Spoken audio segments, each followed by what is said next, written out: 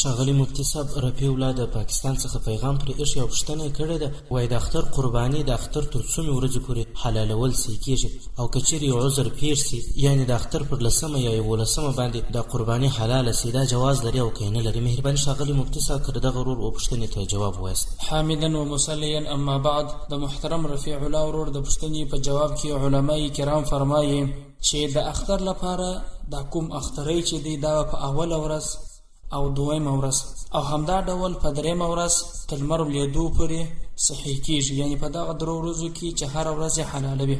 او که د قرباني ورځې تېرې سي او قرباني یې ونه کړه، نو دغه حیوان چې د اختري لپاره رانیولي دا به ژوندی صدقه کوي، هغه که مالداره شخص وي او که فقیر وي، او که دغه اخترۍ نه وي رانیولی نو د دغه قیمت صدقه کول واجب دي. رد المحتار جلد 9 صفحه 590، بدائع الصنائع جلد 8 صفحه 204. والسلام علیکم ورحمة الله وبرکاته.